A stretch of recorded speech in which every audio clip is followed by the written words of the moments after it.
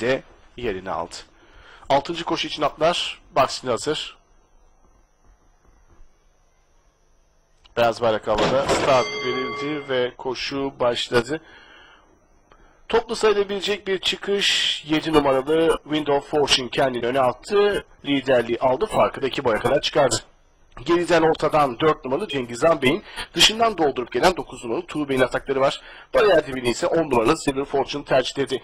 7 numaralı Wind of Fortune koşun liderliğini yapıyor. İç kulvarda 10 numaralı Silver Fortune ikincide sarktı. Hemen dışında 9 numaralı Tuğbey üçüncülükte.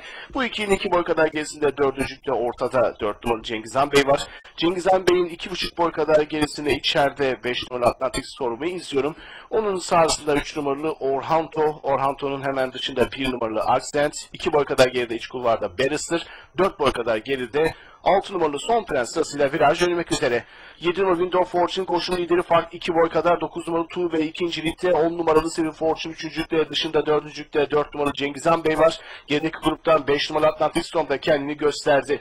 Son 400 geçilirken azalan farklara rağmen 7 numaralı Wind of Fortune koşun liderliğini yapıyor. Pistin ortasından 9 numaralı Tuğbey'in en dış kulvardan 4 numaralı Cengiz Han Bey ve dışından 5 numaralı Atlantic Storm'un çabaları var. İç kulvardan 2 numaralı Barrister'da öndeki mücadele ortak olmayı başardı. Pistin ortasında 7 numaralı Wind of Fortune lider, ancak içeride 2 numaralı Barrister etkili geldi. Son 100 geçilirken dışındaki rakibini bastıran 2 numaralı Barrister son elinde farkı bir anda 2 boya kadar çıkartarak koşuyu Atlantis Oğuz Eren'de kazanıyor.